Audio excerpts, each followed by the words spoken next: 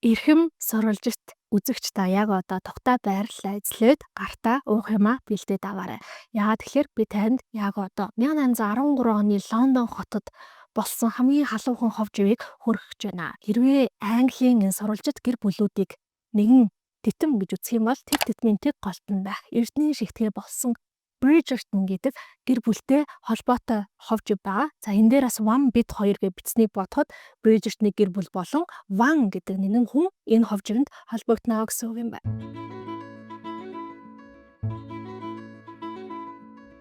Энэ хов живийг ярихаас өмнө эхлээд One болон номон дээр гарах бусад хэрэгэм зэргийн талаар нэг жижигхэн мэдээлэл өгье гэж бодож байна. Английн энэ уламжлалт хэрэгэм зэргүүдэд бол мэдээж хамгийн дээд оройн дээдэд бол хаан хатан хоёр байдаг. Тэрний дараа ханхүү гүнж орж ирнэ. Ханхүү гүнжийн дараа Duke Duchess буюу One болон One-гийн хатан нар хэрэгэм зэрэгээрээ орж ирдэг юм байна.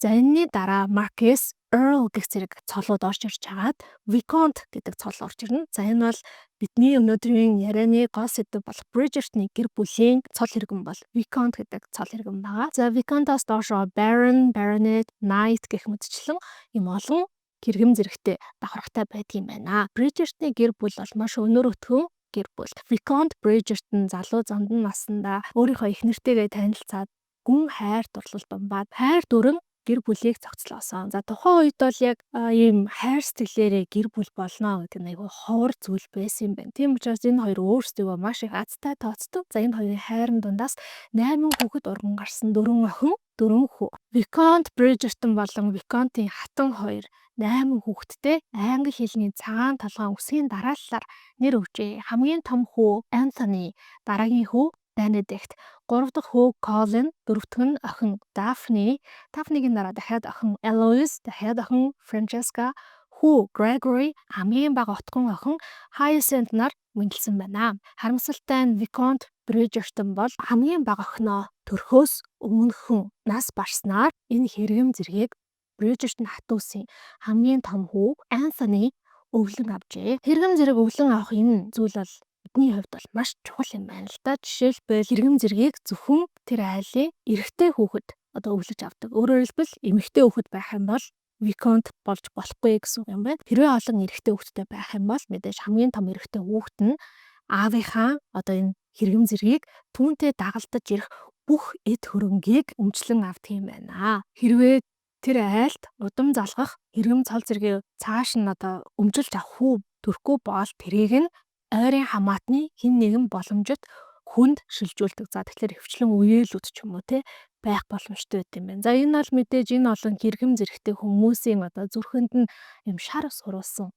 асуудал байдаг. Бүгдээрээ л удам залгах, нүгэн мөртэй болохыг хүсдэг ийм нэгэн нийгэм байжээ. За энэ нийгмийн бас нэгэн сонирхолтой зүйл бол охтууд насанд хүрсэн даруйда. За насанд хүрэх гэхээр та бүхэн 18 ч юм уу 21 гэж битгий бодороо бүр тэрнээс магадгүй 15 16 настайдаа охтууд нийгэмд хөл тавьдаг. Нийгэмд хөл тавьснараа охтууд би бол гэрлэх насанд ирсэн эмэгтэй хүн. Тийм учраас нөхөр хайж байна гэдгийг олон нийтэд илэрхийлээ. За энэ нийгэм гэдэг зүйл бол тэндээ бас нэлээд нарийн тогтсон эмдэгж аягтай байгаа хгүй юу? Тэ жишээлбэл хамгийн анх удаа нийгэмд хөл тавьж байгаа залуу одоо энэ охтуудад зориулаад янз бүрийн үдшилэг хүлээн авалт энэ охтуудыг боломжит залуучуудтай танилцуулах юм арга хэмжээ үдшилгүүд зөндөө болдог. Гэхдээ хэрвээ чи залуу охин бол хэрвээ чи сурвалжит айлын охин бол хизээч хин нэгэн харгалзах хөнгүүгээр эдгээр залуу ноёдтой хамт цагийг өнгөрөх боломжгүй. Та хоёр зүгээр л хамтдаа суугаад юм ярьсан байж болно. Гэхдээ нийгмийн нүдэнд бол та хоёрын дунд юу ч болсон юм бэлээ. Нэр төрчин сэвтээд та гологдол бараа болоод хинч таныг тоож суухааргүй тийм ирээдүй хүлээж байт юм байна. 1813 оны 4 сард дахиад л одоо энэ нийгмийн үйл ажиллагаанууд эргээд эхэлж байгаа.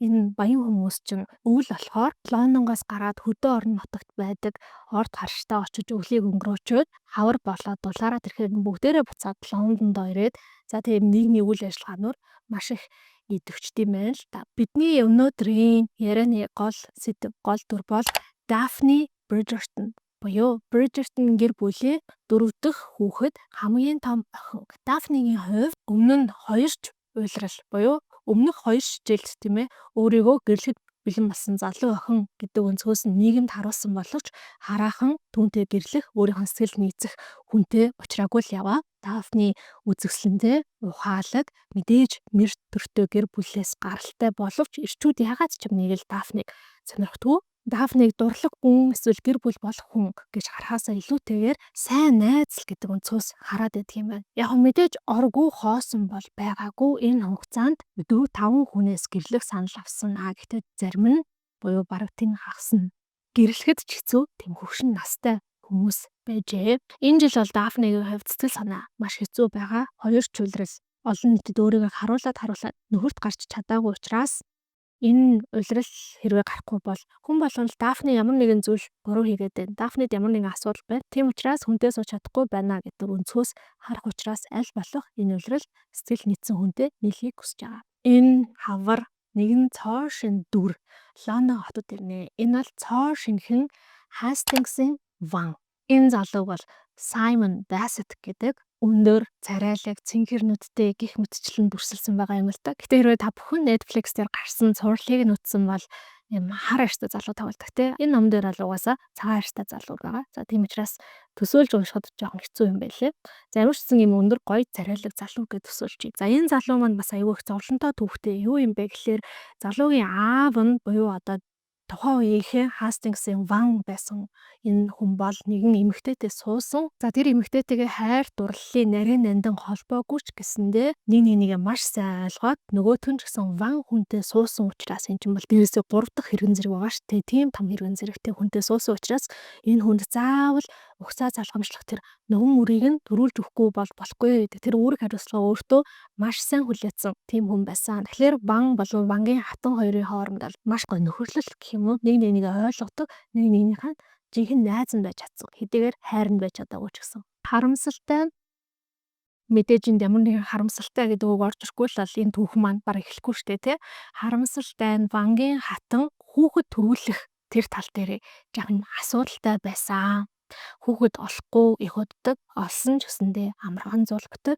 Хоёр ч удаа хүүхдээ төрүүлсэн боловч тэр хоёр хүүхэд нь амьгүй төрж исэн. Гэхдээ вангийн хатан биш шүдээ зугаал бие хэдхэн сарын дотор эргэж тэнхрүүлж чадаад ван дээр очиод за хоёлаа одоо хийх ёстой зүйлээ хийе гэдэг ийм хатуу чанга эмэгтэй байжээ.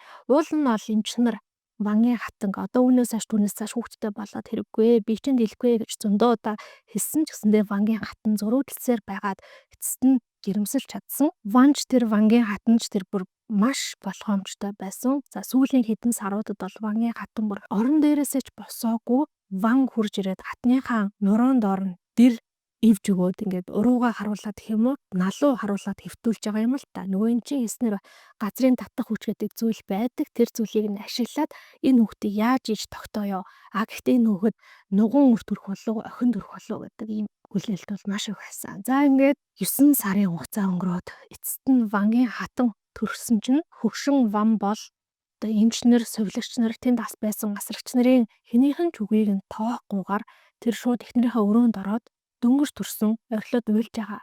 Хүүхдийнхаа үлгийг нь задлж үзээд эрэгтэй хүүхэд байсан гэдгийг харангуйтаа шууд тэр амьдарч байсан хоттой тэмдэглэхийн тулд би хүүтэй боллоо, би нугуун өртөө боллоо гэж хашгираад гараа явсан. Харамсалтай нь эхнэр нь асар хэмжээний цус алдаад үлдсэн. Ингээд төрхийн хүндрэлээ тааж чадалгүй эхнэр нь нас орчдөг. Вангийн хувьд гэхдээ ямар ч байсан хэрэм зэргийг нь залхамжилж авах гүйтэй болсонд бол маш их баяртай байгаа. Тэр муу эргүү тэнэг үеэлүүдтэй хайран энэ хэрэм зэрэг цолоо өгөх шаардлагагүй боллоо. Миний хүү төрсөн Бассет гэдэг энэ овгийн хүү бол угаасаа маш мундаг, ухаантай, хүчтэй, чадaltaй тийм супер онцгой хүүхэд л төрсөн байж таараа. Тийм болохоор энэ хүүдээ би бүх зүйлээ өвлүүлнэ гэд ингээд хамгийн сайн асрагчи болоод хүүгээ өсгүүлж хэлдэг. Харамсалтай нь хүн 4 нас хүртэл хэлт орохгүй. Вангийн хувьд энэ бол зүгээр л маш том бүтлгүүтэл, маш том магадгүй доромжлол байдаг. Яагаад миний удам мөх санаас юм хилгүй амтан гараад ирвэ? Энэ эсвэл юм молгоо юм шүү. Одоо өөрөөр хэлбэл айкун муутай ч юм уу тэнэг юм шүү. Ийм хүүхэд надаас манай удмаас гарсан байж таарахгүй гэх мэтчлэн хүүгээ ад үзэж эхэлнэ. Нэг удаа эцэг хүү хоёрын дунд асуудал хурцтаад хүүн өөрийгөө хамгаалахын тулд гацаж төвтрэн байж болохгүй гэдэг үгийг хэлж байгаа юм л та. За эндээс ол ван хүүгээ тэнэг амтан биш, молгоо амтан биш, хилгүй биш ярьж чаддаг юм байна гэдгийг нь ойлгоод хүүдээ эргээд сайнаар хандах гэж оролцдог. Гэхдээ бүр ч аимшигтай нэгэн зүйлийг Ван олж мэднэ. Тэр нь юу юм бэ гэхээр хүн ээрүү юм байж ээрж ярьдаг. Энийг олж мэдээд Ван хүүгээ тухайн үед амьдарч исэн хөдөө байдаг Cliveden гэдэг харштай шууд үлдээгээд өөрөө Лондонгийн гэртээ очиж амьдрахаар бүр мөсөө яваад өгнө. Үүнээс хойш хүүтэйгээ огтхонч харилцаа тогтоохгүй, холбоо барихгүй, хүүн асрагчийнхаа ачаар өсөг бичиг тайлагдаад Ван руу зөндөө олоодаа захидал бичдэг. За мөн асрагчийн тусламжтайгаар хүү ээрч гацаж төвдөрч ярихаа болно. Гэхдээ ингийн тулд хүү асар их хэмжээнд бие барих, хянах, анхаарлаа төвлөрүүлэх шаардлагатай байдаг. Хэрвээ хүүгийн сэтгэл ямар нэгэн байдлаар хөдлөөд эхэлэх юм бол тэр шууд гацаж төвдөрч эхэлдэг. За энэ бол энэ хүүгийн хувьд хамгийн том юм комплекс болчихж байгаа шүү дээ. За ингээд хүү 11 настайдаа гайгүй ярьж бич сураад ээрхгүй, гацхгүй төвдөрхгүй ярьдаг болоод Лондонд аавтайгаа уулзахаар очноо. Очоод аавтаа уулна, гацаж төвдөрхгүй ярьж сурсан тэнэг молхуу хүн биш гэдгээ харуулахыг хүссэн боловч аавынхаа урд хэтэрхий цанаан зовоод айсандаа стрессэндээ болоод гацаж төвдөрч эхэлнэ. Аав нь тэр мөчөд дахиж хизээч миний нүдэнд битгий харагдаараа гэж хэлдэг.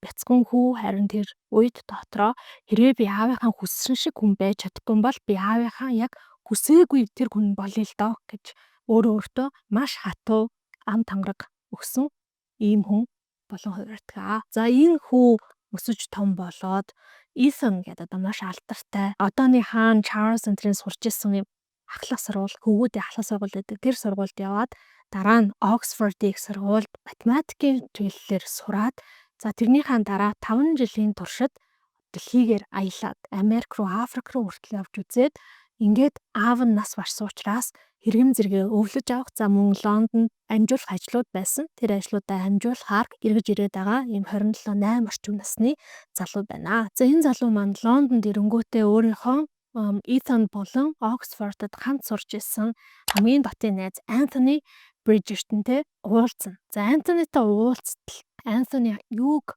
хамгийн их ярьдаг вэ гэхлээр Anthony ч гэсэндээ 27-8 настай Bridgerton гэдэг энэ айлынхаа өв хөрөнгийг хэрэгэм зэрэг цолыг нь өвлөж авсан хүү штэ тий.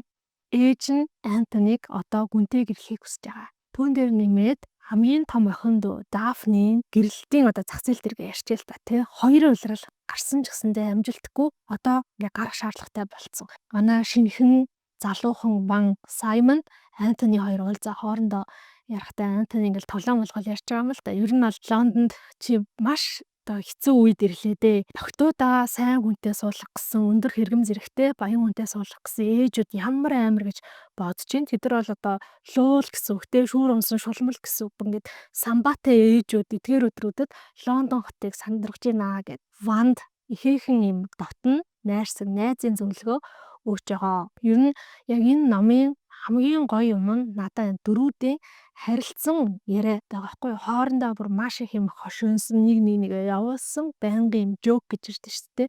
Наргаа хошигнол хийсэн ийм харилцан яриатай.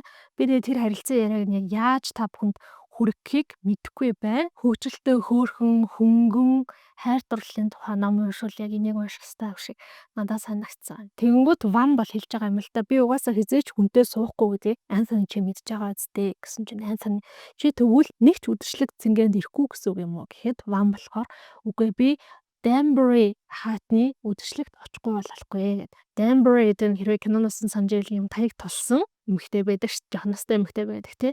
Тэр нь болохоор Саймонд бүр хүүхэд байхаас нь л сайн хандж исэн, сайн сэтгэлээр хандж исэн нэлийн дотн хүү юм байна л да. Тэгээд Саймонд мэдээж Ван хүн юм чинь үдшилэгтээ ирэх урилгыг явуулсан. Тэгээд Саймон тэнд бол очихгүй болохгүй гэж ихэд Anthony за тэгвэл тэр үдшилэгтэр уулзъя гэд хоёр найз салаа явж байгаа юм аа. Саймон гэсэн чинь ер нь бол айгу тийм алдартай завхай залуу гэдгээр одоо олон танигдсан гинэ. Энэ аюу сонин юм сэдв байлээ. Одоо жишээлбэл сурвалжит айлын охтууд бүр заавал онгон байх хэрэгтэй. Тэг ямар сандал чи өөр нэг эрэгтэй хүнтэй харгалзах хөнгөөр хоёулахнаа огтхонч үлдэж болохгүй. Тэгж харагдах юм бол чи шууд нэр төргөө болно буюу хүмүүс чамааг ингээд онгон биш алдсан байна гэж бодно гэж байгаа байхгүй. Гэтэл сурвалжит ирчүүдэд бол тэр нь хамаагүй юм байна л да. Тэгэнгүүт энэ Ванч тэр заяаг яс ярих юм бол Том Bridgerton те Anthony ч тэр бүр завхаа гэдгээр амар алдартай. Тэгээд эднэр хинтээ завхаараад байгаа юм бэ гэхлээр дуучид муучид ч юм уу эсвэл юм бусаа гаралтай айлын хүүхэд биш бол гайгүй байд юм байна гэж би ойлгосон. Ингээд Danbury хаатны үдшилгийн оройн нь манай Ван Саймон бургуухан үдшил рүү иржсэн чинь яг үдшилгийн тэр болж байгаа байшин руу танхим руу орох замдаа нэм хоёр хүний яриаг сонсож байгаа байхгүй. Тэгсэн чинь эрэгтэй эмэгтэй хоёр хүн сонсогдчихэд эрэгтэй нь болохоор гуйж штэ чи наадтай гэрэлчгэлтэй би чамд үнэхээр хайртай штэ гэд нүүт нь үгүй би чамтай гэрлэхгүй гэдгээ ахаараа бүр хоёр удаа хэлүүлсэн мэдтэй гих мэтчлэн харилцаараа болж идэг.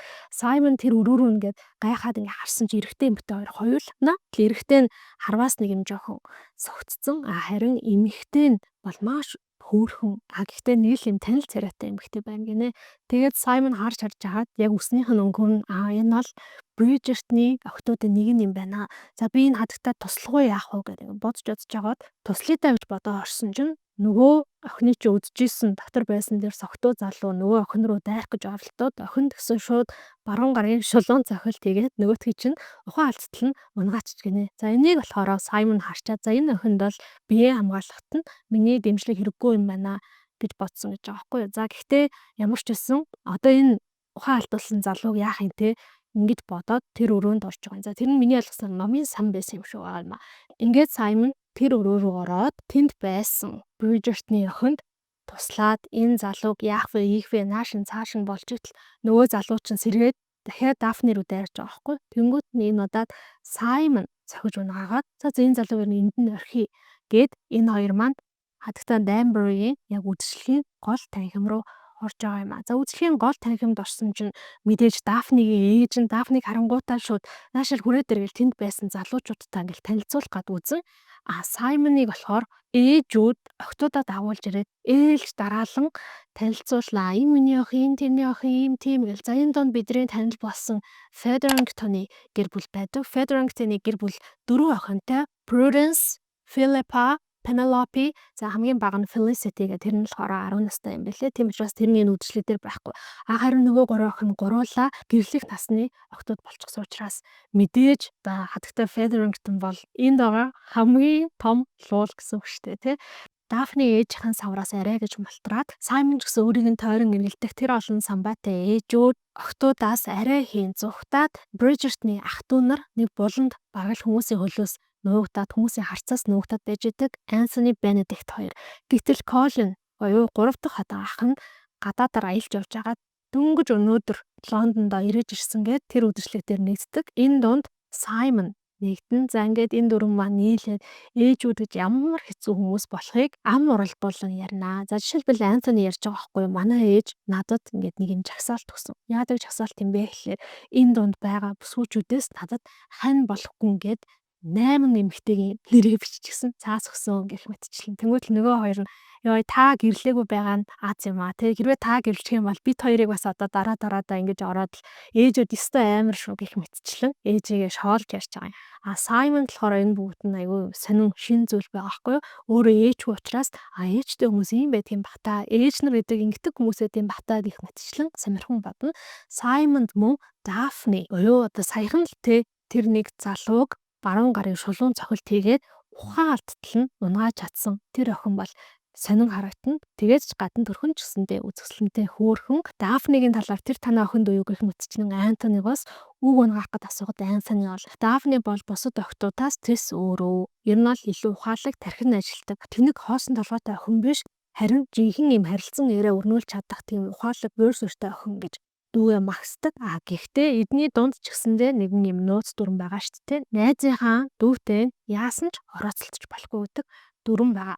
За ингээд байжсэн уудалгүй Дафнигийн болон Anthony-гийн ээж болон Ван нар ингээд нүүр нүрээ халз тулаад танилцж байгаа юм а. За нөгөө хоёр ч болохоор өмнө танилцсан тухайгаа ярихгүй юу гэж маш их эвгэлцээнд байгаа. Хэрвээ бас ярьчих юм бол хоёр хоёулахнаа тэгвэл яаж танилцсан бэлээ гэх мэтчлэн асар их асуултуудын өөр ширэнд орно шүү дээ. За тэгвэл хайлт ингээд танилцсан юм а гэдэг хэлээд гэтэл маш сонирхолтой нь Дафнигийн ээж нь Ван харангуйта шууд л аашаа 180 градус эргүүлээ лөө. Өстө Вантан минь ийм тиймэр амар гоё ингээд харьцаал энийг чанаагаал хэлж байгаа байхгүй. Тэгээ Дафни маш их гайхаад яагаад гэвэл энэний өмнөхөн бараг өнөө өглөөхөн ээж нь Дафнид чи тэр Hastings-ийн Вантай бити янз бүр болоорой тэр ч гэсэн алдартай завхаа явдалтай залуу гэсэн гэж хэлж ирсэн баггүй. Тэгвэл Дафни бүр гайхаад ээж нь бол одоо ингээ Ванд илт юм тал засаад байгаа шүү дээ.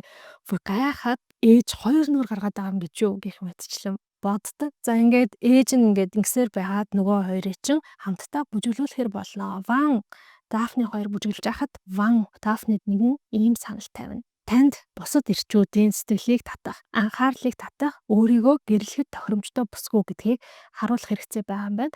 Харин надад Лондонд байх энэ хугацаанд охтуудаа гэрлүүлэх гэсэн ээж нарын савраас зүгтаах хэрэгцээ байна. Тийм болохоор хоёул ийм тохиролцоонд төрүүлэх ямар вэ?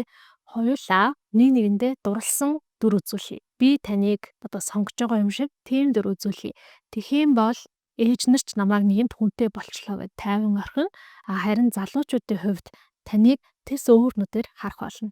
Ван хүнийг өөртөө дурлуулсан бүсгүйхээр ямар бүсгүй байдаг бол гэдэг ийм өнцгөөс таныг харна штэ гэсэн чинь Дафни бодож байгаа. Энэ саналыг нь зөвшөөрнө. Лондоны сурвалжит гэр бүлүүдийн дунд сүүлийн үед нэгэн том сенсац төгтөд байгаа. Тэр нь юу юм бэ гэхээр гинэт хадагта Whistledown гэдэг хүн гараад ирчихсэн.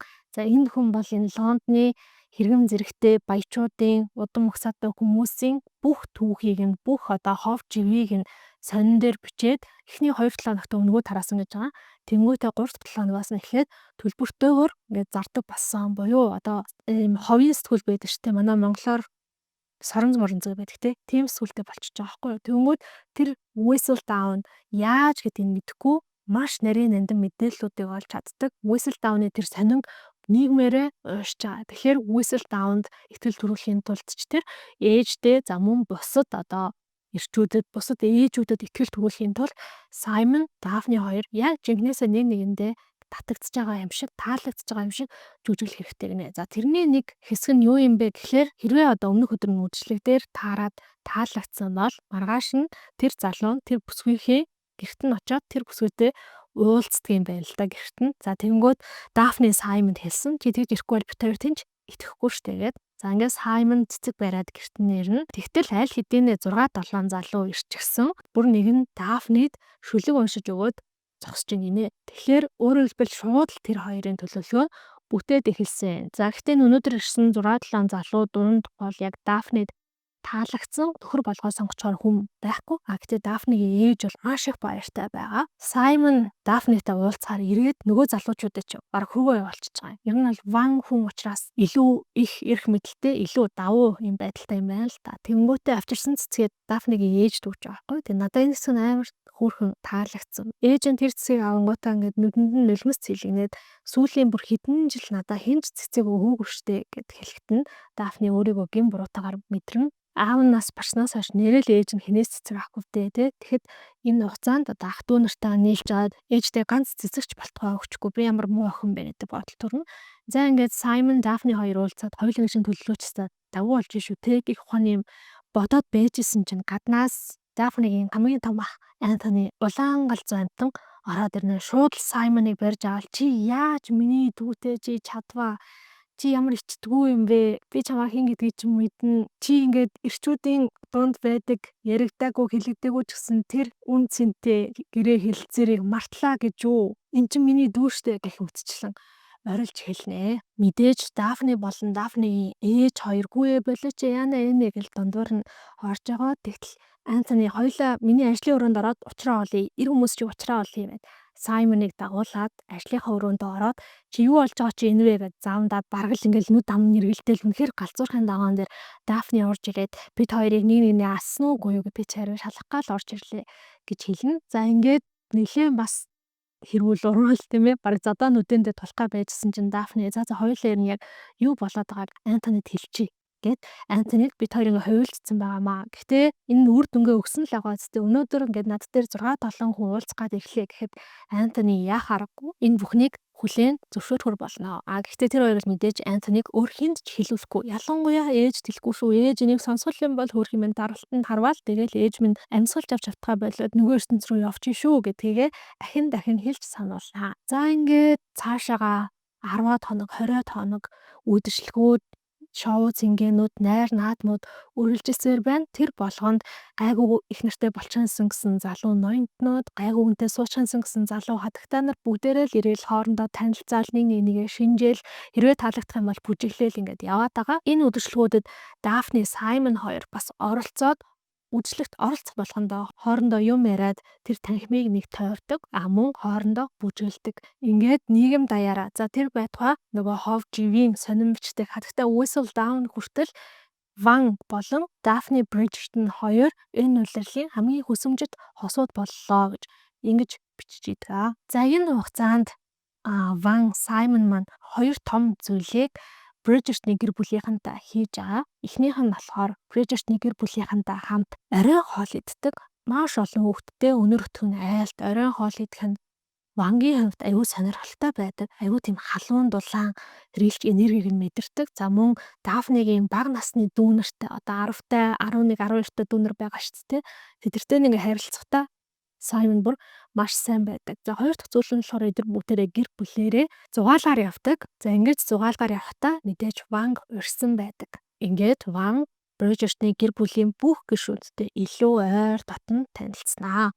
За ингээд үдэшлэгүүд үргэлжилж байгаа. Гэхдээ үдэшлэгүүд ингээд явах тусмаа Ван үдэшлэгт оролцох нь багасаад Дафни тэнд ганцаараа ингээд очдог болсон. Хангалттай хүмүүсийн анхаарлыг татсан учраас Саймон одоо үдэшлэг болгон дээр очиод Дафнитай бүжиглэх шаардлагагүй гэж үздэг. Гэхдээ энэ хооронд мэдээж Дафни, Саймон хоёр нэг нэгнийхээ ямар хөөрхөн, ямар царайлаг, ямар ухаантай, ямар надтай хошин шавийн мэдрэмжээр ижлэх юм бэ гэдгийг нь мэдрэхгүй байж бас чадахгүй байгаа. Ингээд нэгэн үдэшлэг дээр Дафни ээж болон ах нартайгаа ирчихсэн ганцаараа энэ удаа Саймон ирээгүй. Саймон энэ байсан ч болоосоо тэгэх юм бол энд байгаа энэ тэнэг хүмүүсийг шоолоод хамтдаа энийг хийсэн гэж бодоо байжсэн чинь жигнэсээ Саймон ирчихсэн. За тэгээд энэ хоёр маань хоорондоо ярилцж агаад Дафнигийн санаачлахаар хоёулээрсоо балкон дээр гарья гэж уриалдаг. Гэхдээ Саймон балкон дээр гарахыг хүсэхгүй. Яа тэгэхээр би чиний ах Антонид амласан. Антони бид хоёрын энэ гэрээг зөвшөөрсөн ч гэсэндээ намайг чамтай хамт хойлноо байж болохгүй гэж хэлсэн. Тэгэхэд Дафни Антони ямар хамаатай нэ хоёулаа балкон дээр гаръя л да гэхээр хоёулахнаа байх тийм мөч эрэлхийлээд байна гэсэн үг юм уу? За ингээд байжсэн чинь Саймоны аавын сайн найз гэхэд нэг хөгшин ирээд Саймонд аавын нэр магтаад ирээд байдаг байхгүй. Өстой сайн хүн байсан, чамаар айгүй их бахархдаг байсан гэх мэтчлэн. Гэтэл Саймон ч өөрөө маш их daddy шүү те. Аав нь тэр хүний хамгийн том комплекс болсон. Аавыг нь тэгээ магтаа яриадсэн чинь шууд дургуун нүрэл за бид балкон руу гарлаа. Төрүүлээ гараа явсан. Дафни, Саймон хоёр балкон дээр зогсоод юм ярьжсэнаа. Дафни, Саймон хоёр балконоос буучихсан. Бүр цаашаага цэцэрлэг рүү орчихсон. Нэг бодны араар ороод хоорондоо гал галуунаар үнсэлцэж эхэллээ. За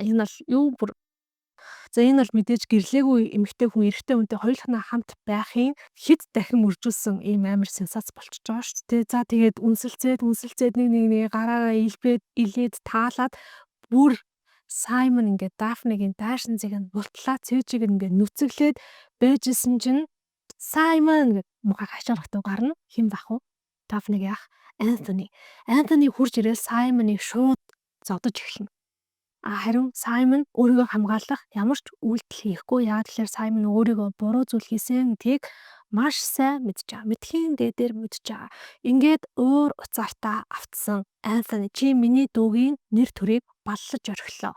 Тийм болохоор би чамтай маргааш дуэлтмээр байна. Маргааш үүрц яхад чи тэр паркт ирээрэй гэж хэлээд Дафниг аваад шууд гэрлэвэ харнаа. За тэр шөнөө бол Дафни мэдээж унтаж чадахгүй. Яагаад гэхээр Антони өөр хэлэндээ галзуурсандаа Саймоны бол шууд буудна. Харин Саймон өөрийгөө буруу зүйл хийсэн гэдгийг мэдж байгаа учраас Антони руу дуугаач шагаахгүй. Ингээд Саймон энэ сайхан залуутай энэ гоё Ван хүн ингээл маргааш өглөө гэхэд үхтэл болсон байна гэдэг ийм бодол Дафниг эзэмдээд за тэгмүүд Дафни болохоор Колин буюу яг дээдлийн ахтайгаа илүү дотно. Колинтай уулзаад ядаж Антони Саймонтай аль паркт уулзах гэж байгаа хэдэн цагт уулзах гэж байгааг мэдээд өгөө гэж Колин бас гуйдаг. Антони болохоор яг доотлын дүү буюу Бенедикттэйгээ илүү татна. За тэгээд дуэлд очиход ч өөрийн туслах гэдэг юм хүн байдаг юм байна шүү дээ. Уул нь бол хоёр талаасаа уулзахдаа нэг юм туслахтаа уулздаг.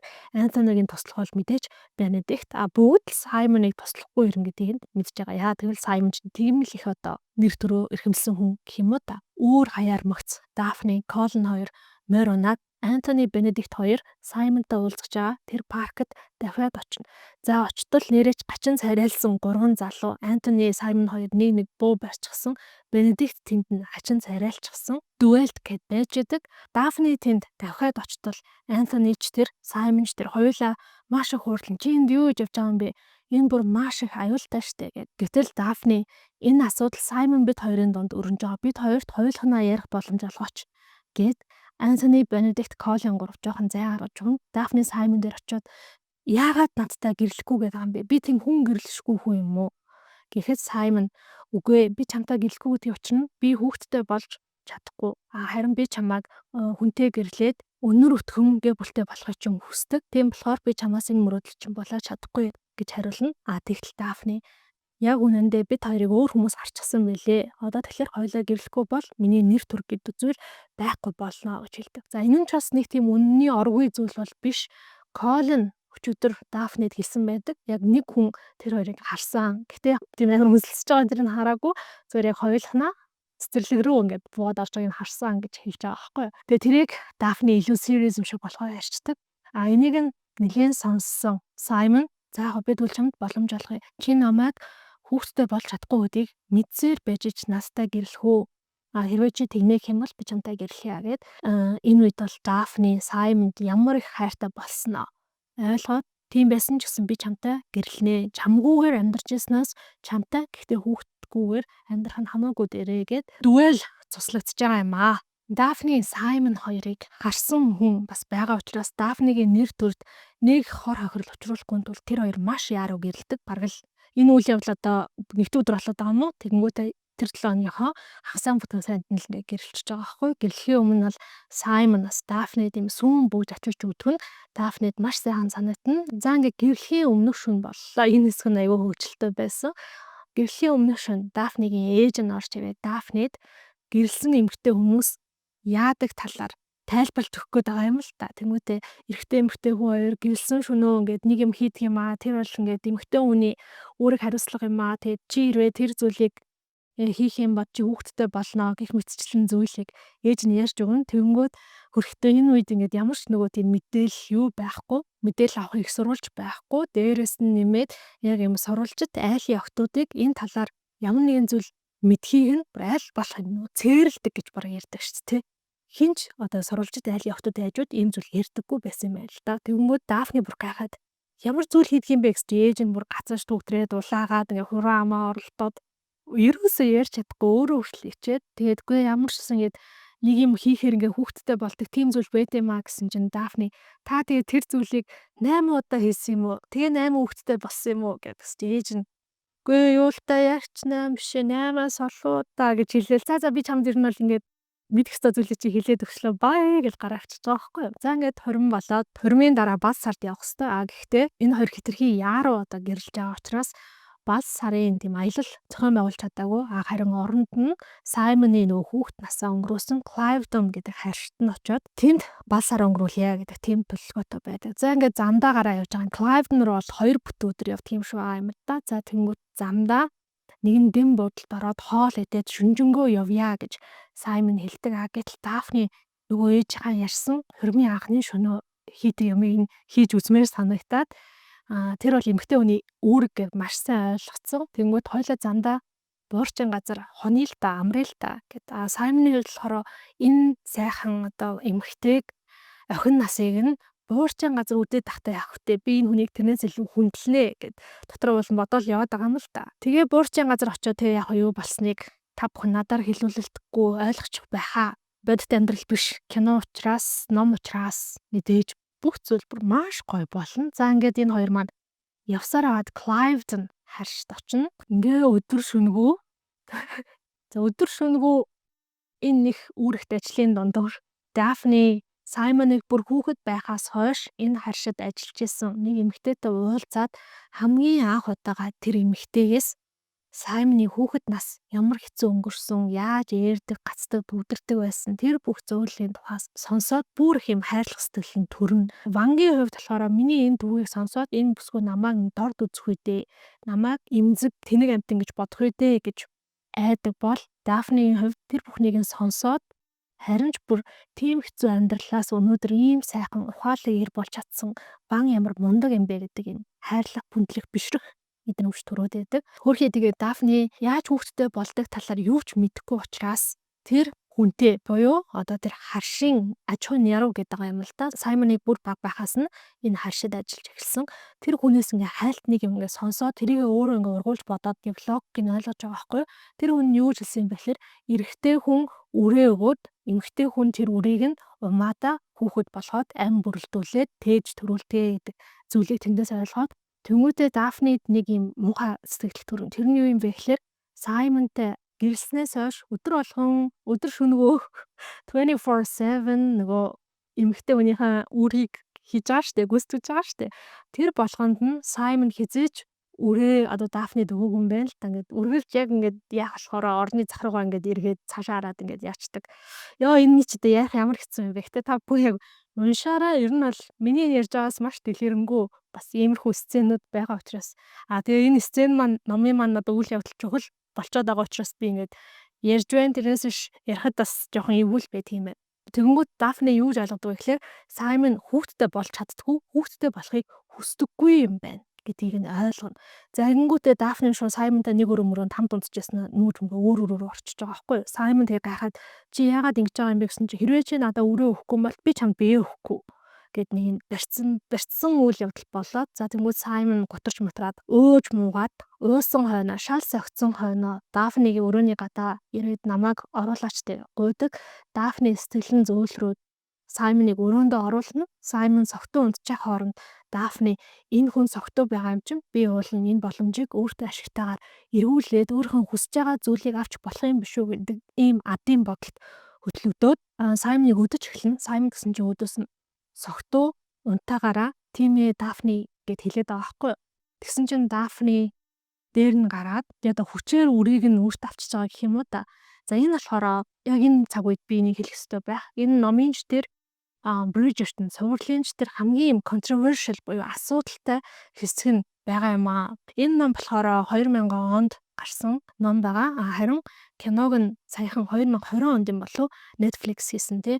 Тэгэнгүүт саяны энэ гарч байгаа сцен болохоор Netflix-ийн тэр цуврал гарснаас хойшоо ер нь маш олон хүмүүсийн ярьсан ийм сэдв байгаа да. Энэ нь болохоор ерөөхдөө гэр бүл доторх бэлгийн хүчирхийлэл гэд ойлгож болно. Бэлгийн хүчирхийлэл гэдэг зүйлийг танихгүй хүмүүс ч юм уу, хальт таньдаг хүмүүс хийдэг зүйл биш. Гэр бүл дотор хүртэл хэрвээ хүсээгүй байгаа бол болдог зүйл тэр дотроо эрэгтэй хүн хүртэл энэ зүйл хохирогч болох боломжтой ийм зүйл байгаа. Яагаад ч юм ийм нэгэн түүхийг зохиолч маань яхаа өөрийгөө өмөрөө бичсэн байсан л та тухайн үедээ бол энэ зүйл арай өөр байсан гэд. Гэхдээ Netflix яагаад яг энэ сценийг байгаагаар нь оруулсныг мэдэхгүй. За товчхондоо бол Дафни Саймоныг хүчирхийллээ гэдэг ийм нюанс бас гарч ирж байгаа. Болохоор энийг анхааруулчээ те. За ингээд Саймон яг эцсийн мөчөд ухаа ороод Дафниг юу хийснийг мэднэ. Тэнгүүтээ гацарч түүтрээд чи яаж намайг ингэж чадж байна? Би чамайг авахыг хүсэхгүй байна. Чи хүссэн зүйлээ авлаа. Би одоо эндээс явлаа гэж хэлээд тэгээ шууд тэр харшаасаа хамаг юм аваад өөр харшидаа очиод амьдрах гээд явчихж байгаа хгүй хэдэн өдрийн зайтай байдаг. Гэтэ хаашаа явсныгаа Дафнид бол хэлээгүй. Дафни тэгэнгүүт за би хүссэн зүйлээ авсан. Одоо харин би Лондон руу босож очие. Ээжтэйгээ тэр бүлгийнхэнтэйгээ ойрхон байя гэд Лондонд очино. Гэхдээ өөрийнхөө гэрийнхаа байшиндаа очихгүй оронд нь Саймоны одоо байшинд нь очноо. Мэдээж энэ хүний ихнэр алцсан юм чинь те. За Саймонид очиод дөнгөж байжсэн чинь ахнар нь болон ээж нь ирж уулздаг. Дафни юу ч хэлэхгүй. Энэ нь бол бид хоёрын хооронд болсон зүйлээ. Бид хоёр өөрсдөө нэгэнтээ эхнэр нөхөр болсон учраас уучраа уулзсноо гэд гэрийнхнээ ол халгаахгүй. За энэ хоорондоо Дафни бие давхар болсон эсгээ асар их юм богдолтойгоор хүлээж байгаа. За ингээд сарын тэмдэг нь нэлээд хэсэг хугацаанд оройтсны дараа за би давхар болжээ гэдэгтээ итгэлтэй болмогцоо Саймон руу загтал бичдэг. За энэ загтлыг яг бичээ байжсэн чинь Ансони ороод ирж байгаа юм л да. Тэгээд яг юу болоод байгаа юм бэ Дафни? Би одоо очиод тэр Саймоныг алхахад бэлэн байна. Яг тэгэл Саймон чамайг ингээ гомдоосон байна. Хэрвээ маш том нухацтай тийм зүйл болоогүй бол чи Лондонд ганцаараа ингэж байхгүй штэ гэд бас л нэг юм галзуурсан. Гэтэйгээ хөөхөн одоо юу гэдэг дүүгийнхаа төлөө бүхнээ зориулахад бэлэн юм ах байгаа зү тэ.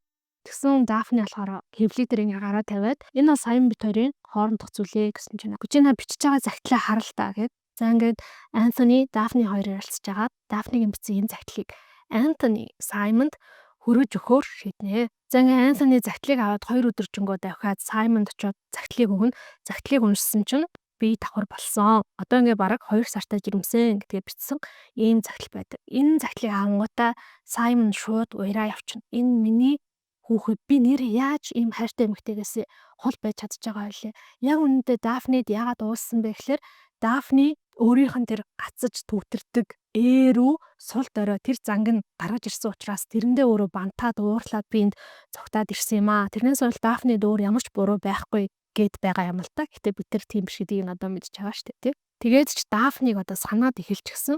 Өөрлөө нь аль хэдийнэ ингээд загтал бичээд уушлахгүйгасаа гэдэг нууцхан хүсэл Саймон байсан учраас энэ загтлыг нь шууд аваад шууд Лондон руу гараа явчихна. За ингээд явж нэг юм арай гэж өглөө үүрээр Лондонгийнхаа гэртээ ирсэн чинь Дафни байхгүй. Гэрийнхаа даамлаа сайжсныг асуусан чинь хатан морь унд хар явсан гэж хэлж байгаа юм. Тэнгүүд Саймон бүр гайхаад юу яриад байгаа юм бэ? Жирэмсэн хүн морь унах байтугай морьтой 10 алтмын зайд ч ойртож болохгүй гэдгийг би хүртэл мэдчихэж чинь Дафны галзуур шаагүй байгаа гэд өөрөө морио унаад Дафныг явсан гэж хэлсэн цэцэрлэг рүү хойноос нь дахиад явнаа. Ингээд Дафныг Саймон олсон чинь Дафны мориноосоо шидэгдээд газар унчихсан. Асар их өвдөлттэй байж идэг. Гүүж очиод Дафни юу болсон бэ? Чи яагаад морь унж байгаа юм бэ? Чи би давхар үсттэй гэд асуусан чинь Дафни би хүүхдийг хитрхи хүсэж хүлээснээс болоод санаанаас минь болоод миний сарын тэмдэг хоцорсон байжээ. Тэрнээс ч би жирэмсэн бишээ гэд учир зүггүй уйлж хэллээ. Тэгтэн Саймон Дафныг араадаад тайшруулад буцаад гэрлүүгээ аваад явна. За ингээд дараагийн хэдэн өдрүүдэд дараагийн хэсэг цаг хугацаанд Дафни Саймон хоёрын хооронд нэгэн юм чухал яриа өрнөж байгаа. Тэр нь юу юм бэ гэхээр Дафнигийн өнцгөөс бол Саймон үр хөвгттэй болохгүй гэдэг нь хүнтэй гэрлэхгүй гэдэг нь аль хэдийнэ нас барцсан аавынхаа дургууг нь өрөх гэд аавыгаа чадах гэд гаргаж байгаа шийдвэрүүд те. Дафнигийн хувьд энэ хүн аль хэдийнэ нас барсан хүнээр амьдралаа удирдуулад байна гэд яг энэ зүйлээ Саймонд гаргаад хэлдэг. Саймон чингэж штэ. Тэр хүн байхгүй болсон. Тэр хүн байхгүй болсноор чи хүнтэй гэрэлснээр аль хэдийнэ чи ялсан. Тийм учраас одоо энэ зүйлээ болио. Над дайди ишүүгээ одоо шийдэчээ гэдэг байгаа байхгүй.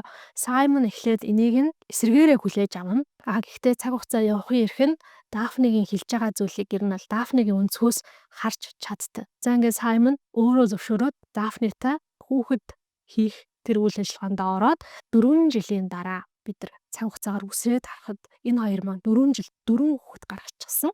Хөвгөлтэй нь яг дөрвөлдөнд нь A, B, C, D гэдэг нэр өгчихсөн. Amelia, Belinda, Caroline гэдэг 3 охинтой болсон. Гэтэл дөнгөж саяхан Дафни амарчаад David гэдэг эдний угсаа залах хүчлэх нуган өрн төрснөөр энэ ном дуусж байгаа юм аа. Гэтэл зохиолч маань дахиад хойноос нь бүр олон жилийн дараа юу болдог тухай нэмэлт нэг бүлэг интернетээр бичиж оруулаад тэрийг болохоор дараа сүүсүүлд нь одоо хэвлэгдсэн номууд дээрээ хэвлэж гаргасан юм байна л да. За энэ ном бол бараг 20 жил үсэрчж байгаа. Дафни 41-тэй дараалал залуу наснда 17, 18, 19, 20 насны ч юм уу те 4 хүүхэд гаргасны дараа Саймон Дафни хоёр огт хүүхэдтэй болохгүй байж байгаа 41-тэй Дафнигийн сарын тэмдэг нэрхээ болоод жирэмсний хордлого өгж байгаа.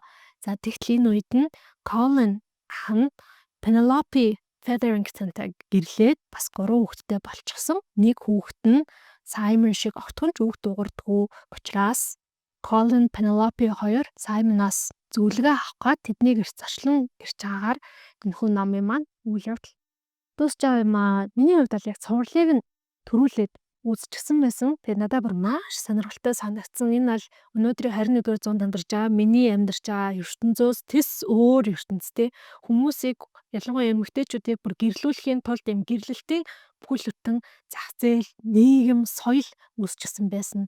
Маш сонирхолтой санагдсан. Тэгээд энэ ном маань болохоор нийтдээ 8 цуврал ном юм байлээ. Нэг цуврал ном дээр нэг одоо Bridgerton-ийн хүүхдийн хайрын түүх гардаг. Эхний номон дээр болохоор Дафнигийн түүх гарсан. Хоёр дахь ном дээр энэ гэр бүлийн том ах Антонигийн түүх гарна. За тэр түүхээр аль хэдийнэ бас цовруул хийчихсэн. Тэр нь надад бас маш гоё таалагдсан. Яг нэг юм айлын том хүү. За спойлер хэлчих юм бол айлын том охинтой яаж үүрэг хариуцлагаараа ижил төстэй байгаа. Тэр бүх үнэт зүйлээрээ хэрхэн холбогдоод нэг нэгэндээ гоё хань болж байгааг харуулсан. За Антонигийн хайр дурлалын түүхийн дараа Colin-ы хайр дурлалын түүхээр Bridgerton season 3 хийгдсэн. За одоо болохоор хоёр дахь Benedict-ийн хайр дурлалын түүхээр цуврал ингээ хийгдээд явж байгаа юм байлээ. За тэгээ энэ номынхон талаар интернетээс уншсан чинь цуврал ном маань ингээ явах тусмаа илүү сонирхолтой болоод идэг. Ингээ бичлэг нь ч гэсэндээ сайжраад, улам чанарчаад ингээ явдаг гэсэн. За миний сонсноор бол Антонигийн ном нь ч гэсэндээ бас маш гоё том гэсэн. Түрүүн хэлсэн номон дээр гарч байгаа хамгийн гоё зүйл бол энэ дөрүүдийн хоорондын харилцан яриа, хошигнол нэгээ явуулж байгаа юм. Тэгээ тэрийг ингээд унших юм бол үнэхээр чангаар инээмээр тийм үеүүд хүртэл надад гарсан. Яг би монголоор нь уншсан. Англиас монгол руу Агима гэд орчуулагч бас орчуулсан юм лээ. Миний бодлоор яг юм номынхоо уур амьсгалд нь тохирсон гоё орчуулга хийсэн юм шиг санагдсан. За тэгээд Самбатай ээжүүд эдгээр өдрүүдэд Лондоныг сандрагч байна гэх тэр хэсгийг уншсан чинь угаасаа л бүр ингээд маш гоё төсөөлөгдөд инээ түрээд тэр нь бас айгу таалагдлаа. Тэгээ та бүхэнд бас энэ ном таалагдсан байх гэж найдаж байна. Дафны Саймон хоёрын харилцааг ирнэ. Тад юу гэж бодож байна? Ямар санагдсан бэ? Дараагийн Bridgerton-ы номыг сонирхож байна уу? Хүсэн хүлээж байна уу гэж бас асуумаар байна. За тэгээ өнөөдөр надтай хамт байсанд баярлалаа. Тун удахгүй дараагийн бичлэгээрээ иргэн уулзцаая.